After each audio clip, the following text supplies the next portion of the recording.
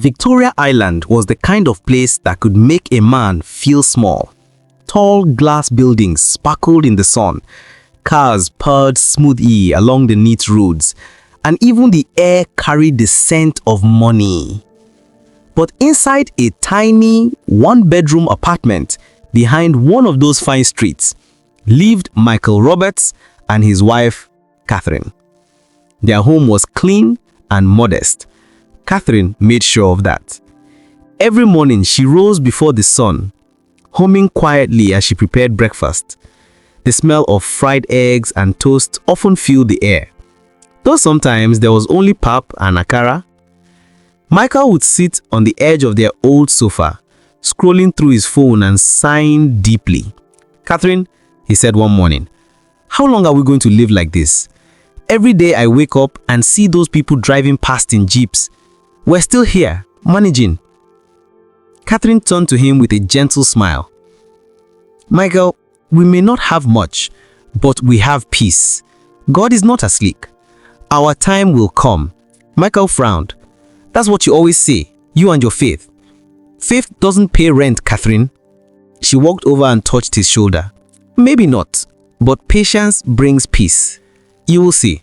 He said nothing more, but in his heart, bitterness began to grow. Days turned into weeks.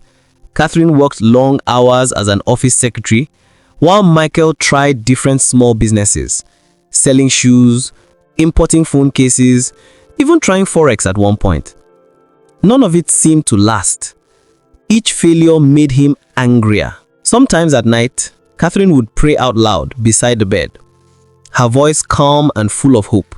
"Lord, remember us, even if it's little.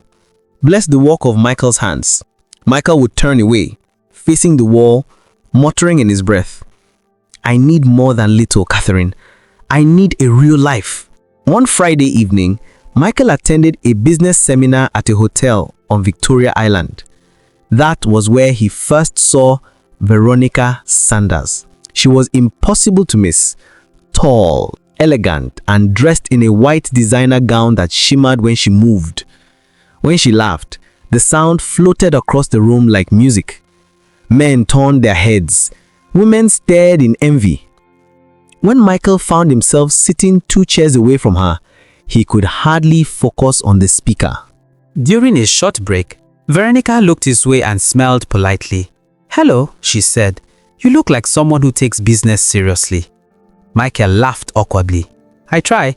I'm still building something." She tilted her head. "Building? I like that. I invest in people who are building. You should call me sometime." She slipped a small gold card into his hand, and the perfume lingered as she walked away. On the card was her name, Veronica Sanders, real estate consultant. That night, Michael couldn't sleep. He stared at the card under the dim light of their old bedside lamp. Catherine, half asleep, murmured, "What's that you're looking at?" "Nothing," he said quickly, slipping it into his wallet. "Just a contact." She smiled faintly. "Maybe God will open a door through it. Don't lose hope." Michael said nothing, but in his heart, a new kind of hope had already been planted, one that had nothing to do with God. In the weeks that followed, Veronica and Michael began to talk, at first about business, then about everything else. She invited him for coffee at a luxury cafe one afternoon. Michael had never sat in such a fine place before.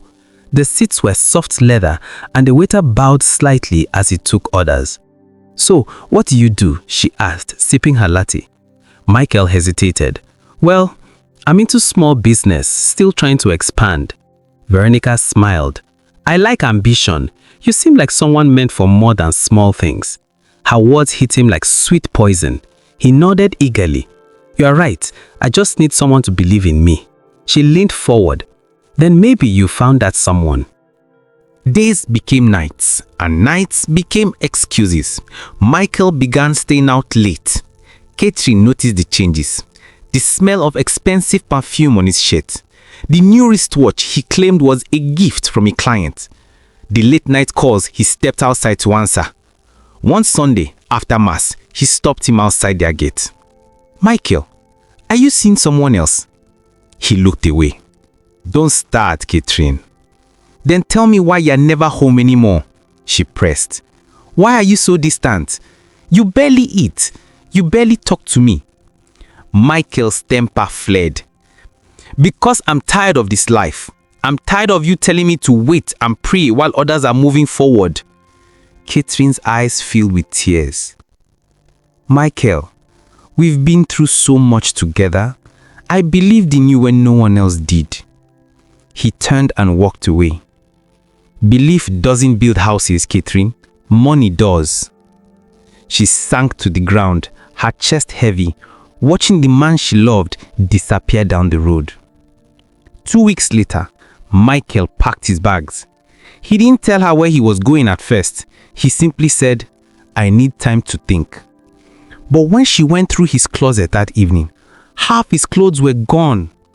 By the next morning, word spread among neighbors. Michael Roberts had married Veronica Sanders in a private ceremony at a luxury hotel. Catherine's hands shook as she held her rosary. She couldn't believe it.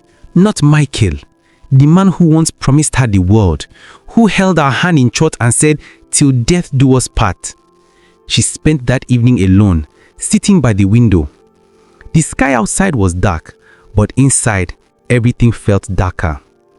Father Benedict came by later that night. The old priest had heard the news from a parish member. "My daughter, the heart of man can be deceitful, but God's love never fails." Tears rolled down her cheeks. "Father, why now? After all the prayers, after all the waiting." He patted her hand gently. "Sometimes pain is a pathway, not a prison. Let him go. God will show you why in time." That night, she cried until her pillow was wet.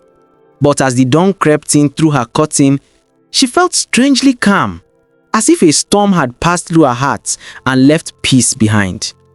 She went to work that morning, though her eyes were swollen. Her colleagues whispered, but she ignored them. Around 2 p.m., her phone rang. A number was unfamiliar. "Good afternoon, ma," a cheerful voice said. "Am I speaking with Mrs. Catherine Roberts?" "Yes, you are," she replied cautiously. "This is Chima calling from Golden Life Promotions. Congratulations, you are the grand winner of our 100 million naira raffle draw." Catherine froze. "Excuse me? What did you say?" "Yes, ma. You entered our corporate raffle 6 months ago when you bought a home appliance from our partner store. Your ticket number has just been confirmed. You've won 100 million naira." She thought it was a prank. "Please, I don't have time for..." "Ma, this is real. Check your email. We have sent an official letter and invitation to claim your prize." Her hands trembled as she opened her inbox. There it was. Golden Life Promotions official notification. Winner of 100 million naira. She covered her mouth, unable to breathe. Then slowly, tears streamed down her face again. Not tears of pain this time, but of shock and gratitude. She fell on her knees right there in her small office and whispered, "Thank you, Lord. You remembered me. You never forgot." Her colleagues gathered around, confused and curious, but Catherine barely heard them. She felt something heavy lift off her heart, as if God himself had placed his hand on her shoulder and said, "Now, my daughter, rise." That evening, she returned home to her quiet apartment. The chair where Michael once sat was empty, his shoes gone, his laughter a memory. Catherine stood in the middle of the room and smiled weakly. "You left me with nothing, Michael, but heaven gave me everything." She went into her bedroom, knelt beside the bed and prayed again. "Dear God, thank you for this miracle, not because I needed revenge, but because you've shown me that my value never depended on anyone. I will rise, not to prove anyone wrong, but to prove that you never forget your own." Outside, the night was calm. The city lights shimmered faintly through her window. Somewhere across town, Michael and Veronica were clinking glasses, celebrating their new marriage. But Catherine wasn't thinking of them anymore. For the first time in months, she slept peacefully, knowing her life was about to change, not by luck, but by divine timing. Catherine could hardly believe how life had changed. A few months after winning the 100 million naira, she had already transformed her small apartment into a neat, cheerful space. Gone were the cracked walls and faded curtains. Now, there were fresh flowers on her table and soft music playing on her small radio every morning. But more than her home, her spirit had changed. She no longer woke up feeling lost or bitter. She woke up with purpose. Father Benedict had told her one Sunday after Mass, "Catherine, money is a gift, but wisdom is greater. Use what God has given you to build, not to boast." Those words sank deep into her heart. Catherine spent months thinking carefully about what to do with her winnings. She didn't want to waste it chasing luxury.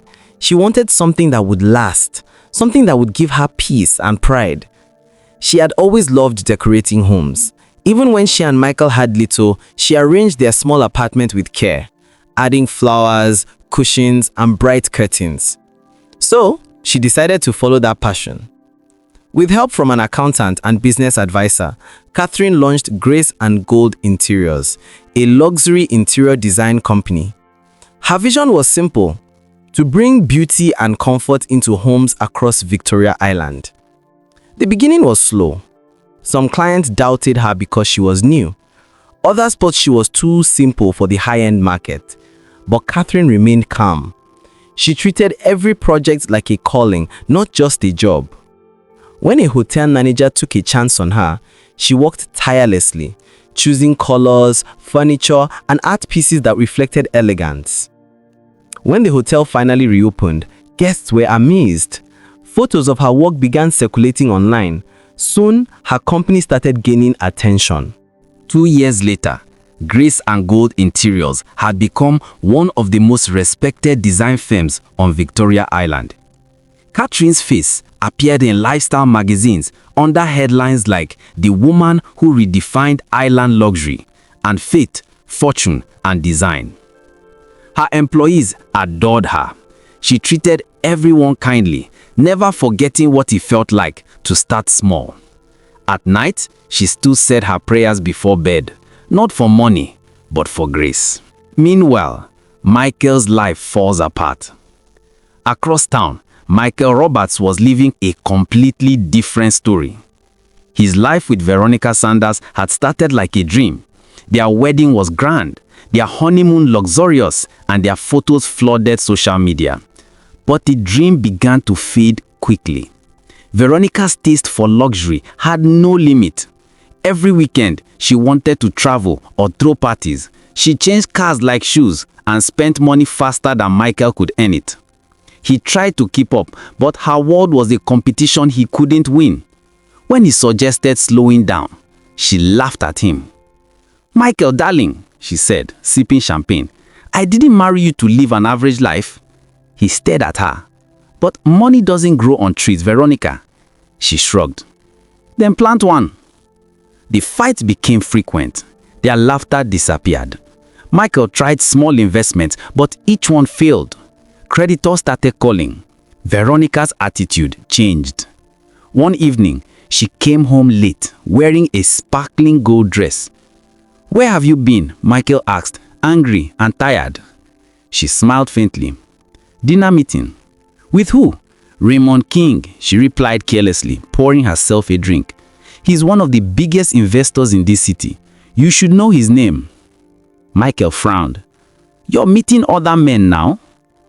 She looked straight in his eyes. "I'm meeting opportunities, Michael. Something you never understood." Weeks later, Veronica packed her designer bags and left, just like Michael once did to Catherine. This time, there was no anger left in him, only silence. He watched her drive away in a luxury car Raymond had sent for her. He whispered, almost laughing at himself, "Now I know how it feels." His business failed completely. He sold his car. Friends avoided his calls.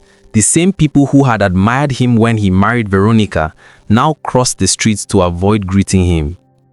Michael became a shadow of the proud man he once was. One morning, Catherine's assistant walked into her office smiling. "Ma, there's a new client asking for a full redesign of his office building. It's Mr. Raymond King." Catherine nodded, set up a meeting. That afternoon, she walked into a tall glass building overlooking the ocean. When she met Raymond King, he greeted her warmly, a tall, calm man with kind eyes. "Mrs. Roberts," he said, shaking her hand, "I've heard a lot about your work. Your designs are simple but powerful." Catherine smiled modestly. "Thank you, sir. I believe elegance doesn't need to shout to be seen."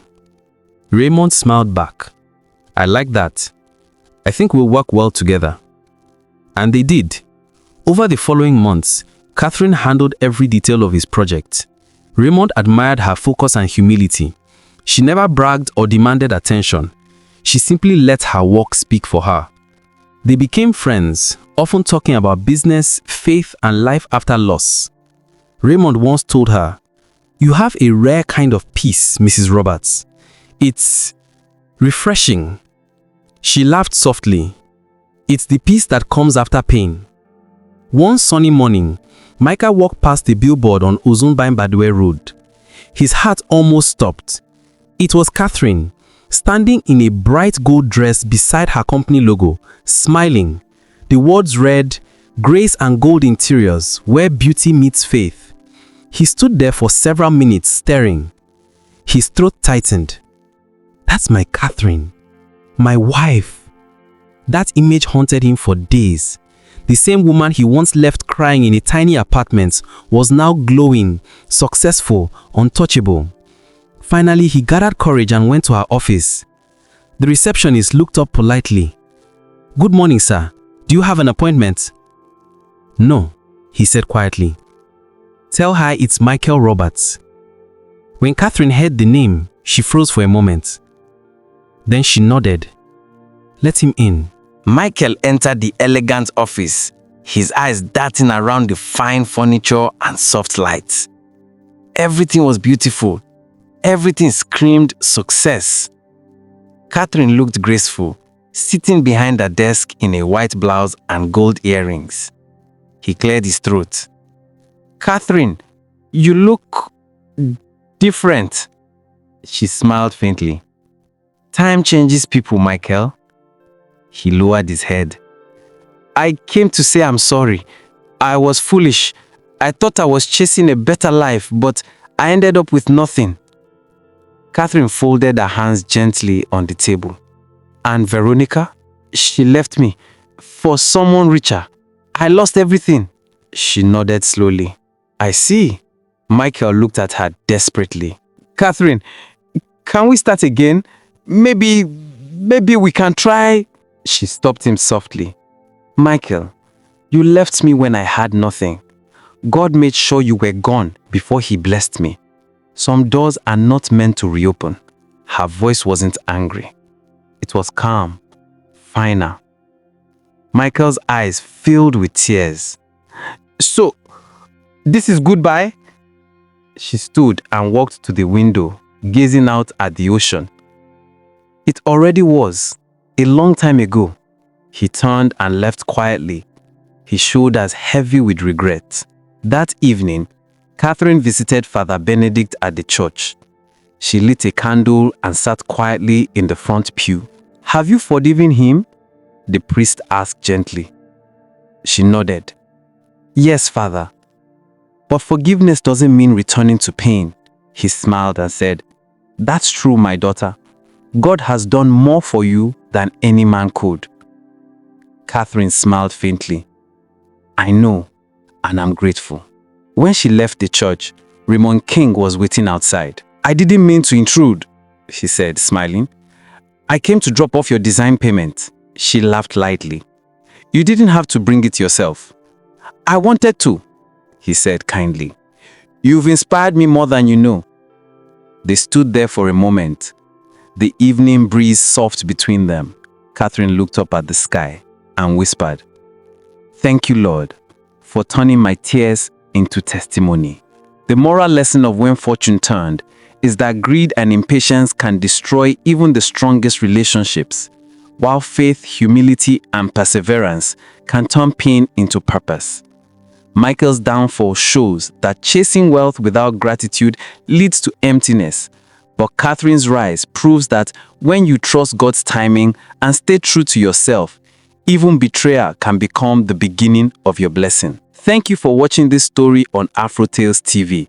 If you enjoyed it, please give it a thumbs up, leave us a comment and share with friends and family. We have more beautiful stories coming your way, so subscribe and stay tuned.